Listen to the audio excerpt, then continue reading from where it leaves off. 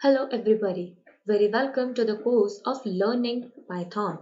I, Trishna Chakraborty, will take you to this amazing journey to learn Python and make it your proficient skill. By the end of this course, you not only will have the knowledge of Python but also will be able to solve the competitive programming questions and have basic ideas for your future projects in huge domains including the machine learning, artificial intelligence, deep learning, etc. Having known this, let's have a course overview.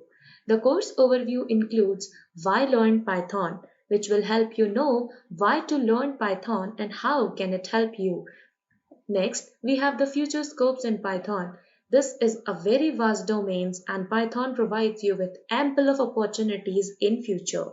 Next, we have the course starting. The course is divided into three main aspects. That is the basics of Python. Next, we have the data structures and finally the functions.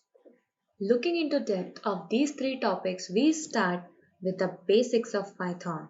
The basics of Python will help us go through all the basic level programming language understanding of Python. This will include the keywords and identifiers, comments and indentations, the variables and data types, standard IO, the operators. Next we'll start with the looping. That will include the if-else loop, the while loop, for loop, and the break and continue loop.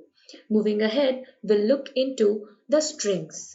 The strings are a very important part of any programming language. So if we hold a good command at this, we can do better.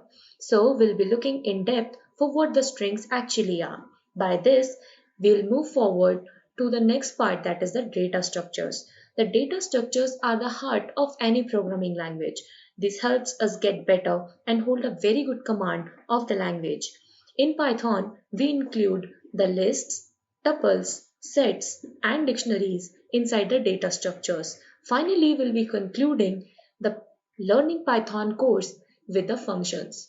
The functions will be started from the very basic, including the introduction to functions. Next, we'll have the types of functions and we'll look into the depth of recursive functions as well as the lambda functions.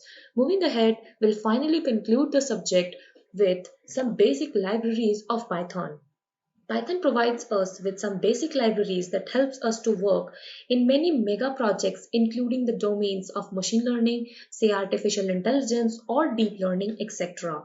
Some basic libraries that we will be watching will be the NumPy, Matplotlib, Pandas, etc.